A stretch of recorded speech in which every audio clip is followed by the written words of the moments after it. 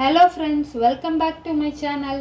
இன்றைக்கி நம்ம இந்த வீடியோவில் எதை பற்றி பார்க்க போகிறோன்னு பார்த்தீங்கன்னா, தேவாரம் பாடல் பெற்ற சிவாலயங்கள் மொத்தம் எத்தனை இருக்குது, ஸோ அது எப்படி பிரிக்கப்பட்டிருக்கு, ஒவ்வொரு ஆலயங்கள்லையும் என்ன சிறப்பு, கடவுளுடைய நாமா என்ன, அந்த கோவிலோட தீர்த்தங்கள் என்னன்றதெல்லாம் நம்ம இந்த வீடியோவில் பார்க்க போகிறோம். ஸோ தேவாரம் பாடல் பெற்ற சிவாலயங்கள் மொத்தம் 276 சிவாலயங்கள் இருக்குது. அது எப்படி பிரிக்கப்பட்டிருக்குன்னு பார்த்தீங்கன்னா, சோழ நாட்டு காவேரி வடகரை தலங்கள் 63, சோழ நாட்டு காவேரி தென்கரை தலங்கள் 127, புதிதாக கண்டுபிடிக்கப்பட்ட தலங்கள் 2, பாண்டிய நாட்டு தலங்கள் 14, மலை நாட்டு தலம் கேரளா 1, கொங்கு நாட்டு தலங்கள் 7, நடுநாட்டு தலங்கள் 22, தொண்டை நாட்டு தலங்கள் 32, துளு நாட்டு தலம் கர்நாடகா 1, ஈழ நாட்டு தலங்கள் ஸ்ரீலங்கா 2, வடநாட்டு தலங்கள் 5, மொத்தம் 276 தலங்கள் இருக்கிறது. ஸோ தேவாரம் பாடல் பெற்ற சிவாலயங்கள் மொத்தம் பார்த்தீங்கன்னா 276. இப்போ நம்ம முதல் தலம் பார்க்கலாம். தென்னாட்டுடைய சிவனே போற்றி, எந்நாட்டவர்க்கும் இறைவா போற்றி, திருச்சிற்றம்பலம். இப்போ வாங்க நம்ம சோழ நாட்டு காவேரி வடகரை தலங்கள் 63 இருக்கு இல்லையா, அதில் முதல் ஸ்தலம் பார்த்தீங்கன்னா சிதம்பரம் தான், தில்லை சிதம்பரம் கோவில் தான். ஸோ இங்கே சுவாமி எப்படி அழைக்கப்படுதுன்னு பார்த்தீங்கன்னா, ஸ்ரீ நடராஜர் சமேத அம்பாள் ஸ்ரீ சிவகாம சுந்தரி.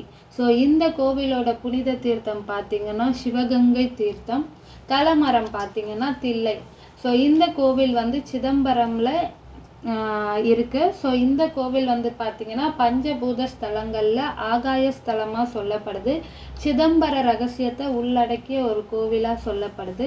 சிற்றம்பலம், பேரம்பலம் போன்ற 5 சபைகளும் இந்த கோவிலில் இருக்குது. அதே மாதிரி தில்லைவாழ் அந்தணர்களால் மட்டும்தான் பூஜை இங்கே செய்யப்படுது. அப்புறம் பார்த்தீங்கன்னா 108 திவ்ய தேசங்களில் ஒன்றான கோவிந்தராஜ பெருமாள் கோவிலும் பார்த்தீங்கன்னா இந்த கோவிலுக்குள்ளேயே தான் இருக்குது. அது மட்டும் இல்லாமல் தில்லை காளிக்கும் தனி கோவில் இங்கே இந்த ஸ்தலத்தில் இருக்குது. அதுக்கப்புறம் பார்த்தீங்கன்னா இங்கே என்ன சிறப்புன்னு பார்த்தீங்கன்னா, ஆனி திருமஞ்சனமும் திருவாதிரையும் தான் ரொம்ப சிறப்பு. ஸோ தேவாரம் பாடல் பெற்ற தலங்களில் ஃபஸ்ட்டு தலமாக சொல்லப்படுது பார்த்தீங்கன்னா சிதம்பரத்தில் இருக்கக்கூடிய தில்லை நடராஜர் கோவில் தான். இரண்டாவது தலம் பார்த்தீங்கன்னா திருவேட்களம், அண்ணாமலை நகர். இங்கே இறைவனை எப்படி அழைக்கப்படுறாங்கன்னு பார்த்தீங்கன்னா, ஸ்ரீ பாசுபதேஸ்வரர் சமேத அம்பாள் ஸ்ரீ சர்க்குணா அம்பாள்னு சொல்லப்படுறாங்க. ஸோ இங்கே பார்த்தீங்கன்னா தீர்த்தம் நாரதர் தீர்த்தம், தலமரம் பார்த்தீங்கன்னா மூங்கில். ஸோ இது பார்த்தீங்கன்னா அண்ணாமலை நகரில் இருக்குது. இந்த கோவிலோட சிறப்புகள் என்னன்னு பார்த்தீங்கன்னா, வைகாசி விசாகம் அன்னைக்கு என்ன பண்ணுவாங்கன்னா பாசுபதம் வழங்கும் விழா நடத்துகிறாங்க. அதுக்கப்புறம் பார்த்தீங்கன்னா மண்டப தூணில் அம்பாலும் சிவபெருமானும் வேட்டுவ கோலத்தில் நாய்களோட செல்லும் சிற்பம் மாதிரி ஒன்று அந்த தூணில் அமைக்கப்பட்டிருக்குன்னு சொல்லப்படுது. இந்த கோவிலில் தான் சம்பந்தர் தங்கியிருந்து சிதம்பரத்துக்கு போயிட்டு வருவாருன்னு சொல்லப்படுது. ஸோ இதுதான் 2வது தலங்கள், அதாவது திருவேட்களம் தான் 2வது தலம். 3வது தலம் பார்த்தீங்கன்னா திருநெல்வாயில் சிவபுரி என்ற இடத்துல இருக்குது. ஸோ இந்த கோவிலில் சுவாமி எப்படி அழைக்கப்படுறாங்கன்னு பார்த்தீங்கன்னா, ஸ்ரீ உச்சி நாதேஸ்வரர் சமேத அம்பாள் ஸ்ரீ கனகாம்பாள். இந்த கோவிலோட தீர்த்தம் பார்த்தீங்கன்னா கிருபா சமுத்திரம் தீர்த்தம் சொல்லப்படுது. இந்த கோவிலோட தலமரம் பார்த்தீங்கன்னா நெல்லி மரம். ஸோ இந்த கோவிலில் பார்த்தீங்கன்னா மூலவர் இருக்கிறார் இல்லையா, அவர் இருக்கக்கூடிய செவுற்றில் பின்புறத்தில் சிவன் பார்வதி சிற்பம் வடிவமைச்சிருக்கோன்னு சொல்கிறாங்க, அவங்களோட உருவம். இந்த கோவிலில் ஏன் சுவாமிக்கு உச்சிநாதர்னு பேர் வந்துச்சுன்னா, சம்பந்தருக்கு உச்சி பொழுதில் அவரோட பசியை போக்குனதுனால தான் இங்கே இருக்கக்கூடிய சுவாமிக்கு உச்சிநாதர்ன்ற பேர் வந்தது. அருணகிரிநாதரும் இங்கே பாடல் பாடியிருக்கிறாரு. அதே மாதிரி கண்வ மகரிஷியும் இந்த தலத்தில் இருக்கக்கூடிய சிவபெருமானுக்கு பூஜை செய்திருக்கிறாருன்னு சொல்லப்படுது. ஸோ இதுதான் பார்த்திங்கன்னா தேவாரம் பாடல் பெற்ற தலங்களில் 3வது தலமாக அழைக்கப்படுது. 4வது தேவாரம் பாடல் பெற்ற தலம் பார்த்திங்கன்னா திருக்கலிப்பாளை காரைமேடில் இருக்குது. ஸோ இங்கே வந்து சுவாமி எப்படி அழைக்கிறாங்கன்னு பார்த்தீங்கன்னா பால் வண்ணநாதர் சமேத அம்பாள் வந்து வேதநாயகின்னு அழைக்கப்படுறாங்க. இங்கே இருக்கக்கூடிய தீர்த்தம் வந்து பார்த்திங்கன்னா கொள்ளிடம் தீர்த்தம், கொள்ளிடம் நதி தீர்த்தம்னு சொல்லப்படுது. ஸோ இங்கே இருக்கிற தலமரம் பார்த்திங்கன்னா வில்வ மரம். ஸோ இந்த கோவில் பார்த்திங்கன்னா வான்மிகர் பூஜித்த தலம்னு சொல்லப்படுது. இங்கே வந்து சம்பந்தர், அப்பர், சுந்தரர் இவங்க 3 பேருமே வந்து பாடல் பாடியிருக்கிறாங்க. ஒரு டைம் பார்த்திங்கன்னா கொள்ளிடம் வெள்ளத்தில் வந்து கோவில் வந்து முற்றிலுமாக வந்து பாதிக்கப்பட்டதுனால சிவபுரியில் வந்து இறைவன் வந்து எந்த இறைவன் வந்து எழுந்தருளினாங்களோ அங்கே இருக்கக்கூடிய சிவபெருமானும் அம்பாலும் மற்ற தெய்வங்களும் இந்த இடத்துலையும் வந்து எழுந்தருள செய்திருக்கிறார் இந்த திருக்கோவிலில் இருக்கக்கூடிய நம்ம சுவாமி. ஸோ அடுத்ததாக வந்து பார்த்திங்கன்னா 5வது தலம் பார்த்திங்கன்னா திருநல்லூர் பெருமான். இது வந்து ஆச்சால்புரம்ல இருக்குது. இங்கே வந்து சுவாமியை வந்து ஸ்ரீ சிவலோக தியாகேஸ்வர் சமேத அம்பாள் வந்து ஸ்ரீ வெண்ணிற்று உமையம்மைன்னு அழைக்கப்படுறாங்க. தீர்த்தம் வந்து பார்த்திங்கன்னா பஞ்சாட்சர தீர்த்தம். தலமரம் பார்த்திங்கன்னா மாமரம். ஸோ இந்த கோவிலில் தான் பார்த்திங்கன்னா காச முனிவர் வந்து அவரோட தலையால் நடந்த தலமாக சொல்லப்படுது. இந்த கோவிலில் பார்த்திங்கன்னா ஞான சம்பந்தருக்கு வந்து தனி கோவில் இருக்குது. ஏன்னு பார்த்திங்கன்னா ஞான சம்பந்தர் கல்யாணம் ஆனதுக்கப்புறம் அவரோட பக்தர்களையும் கூப்பிட்டு வந்து இந்த இடத்துலையே தங்கிட்டதாக சொல்லப்படுது. ஸோ இதுதான் வந்து 5வது தலமாக சொல்லப்படுது. 6வது தலம் பார்த்திங்கன்னா திருமகேந்திர பள்ளி.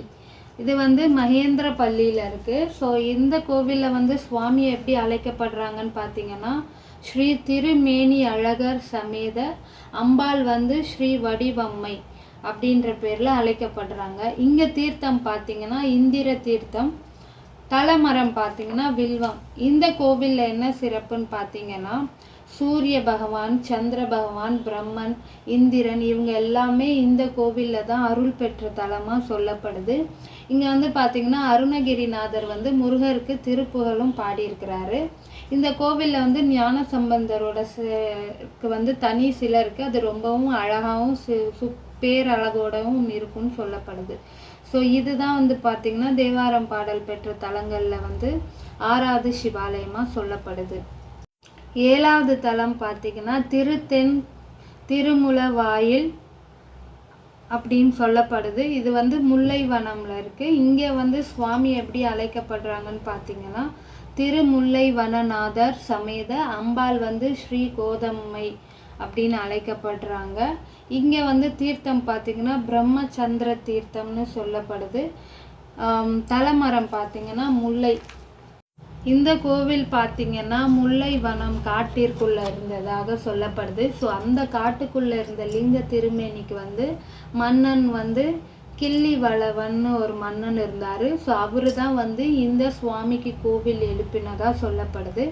இந்த தலத்தில் தான் வந்து பார்த்திங்கன்னா பார்வதி தேவி வந்து சிவபெருமான் கிட்டேருந்து உபதேசம் பெற்றார்னு சொல்லப்படுது. ஸோ இதுதான் வந்து 7வது தலமாக சொல்லப்படுது. 8வது தலம் பார்த்திங்கன்னா திருக்கலிகாமூர். இது எங்கே இருக்குன்னு பார்த்திங்கன்னா தென்னாம்பட்டினம்ன்ற இடத்துல இருக்குது. இங்கே வந்து சுவாமி எப்படி அழைக்கப்படுறாங்கன்னு பார்த்திங்கன்னா ஸ்ரீ சுந்தரேஸ்வரர் சமேத அம்பாள் வந்து ஸ்ரீ அழகம்மைன்னு அழைக்கப்படுறாங்க. இங்கே தீர்த்தம் பார்த்திங்கன்னா சந்திர தீர்த்தம் சொல்லப்படுது. தலமரம் என்னன்னு தெரியல. ஸோ இந்த கோவில் பார்த்திங்கன்னா என்ன சிறப்புன்னு பார்த்திங்கன்னா பாரச முனிவர் வந்து இந்த கோவிலில் தான் வந்து சிவன் லிங்கத்தை வந்து வழிபட்டதா பூஜித்ததா சொல்லப்படுது. இந்த இறைவனை நம்ம வழிபட்டோன்னா நம்மளுக்கு வினைகள் எல்லாம் அகலும் சொல்லப்படுது. அதே மாதிரி நோயெல்லாம் போயிட்டு செல்வம் வந்து நமக்கு பெருகுன்ட்டு சம்பந்தர் வந்து பாடியிருக்கிறாருன்றது இந்த தலத்தில் வந்து இந்த தலத்தில் வணங்கினா இந்த மாதிரி நமக்கு எல்லாம் இதாகும்னு சொல்லி சம்பந்தர் பாடியிருக்கிறதா சொல்லப்படுது. ஸோ இதுதான் வந்து பார்த்திங்கன்னா 8வது தலமாக அழைக்கப்படுது. 9வது தலம் பார்த்திங்கன்னா திருச்சாயாவனம், திருச்சாய்க்காடு என்ற இடத்துல இருக்குது. இங்கே வந்து சுவாமியை வந்து திருச்சாயாவனேஸ்வரர் சமேத அம்பாள் வந்து ஸ்ரீ நன்மொழி எம்மைன்னு அழைக்கப்படுறாங்க. இங்கே தீர்த்தம் பார்த்திங்கன்னா காவேரி தீர்த்தம். தலமரம் வந்து என்னன்னு தெரியலை. ஸோ இங்கே வந்து பார்த்திங்கன்னா இந்த கோவிலை வந்து காசிக்கு சமமான ஒரு ஸ்தலமாக சொல்லப்படுது. ஸோ இங்கே வந்து பார்த்திங்கன்னா முருகப்பெருமான் வந்து வில்லேந்தி பஞ்சலோக சிலையில் வந்து 4 கரங்களோட வந்து நமக்கு வந்து காட்சி அளிக்கிறாரு.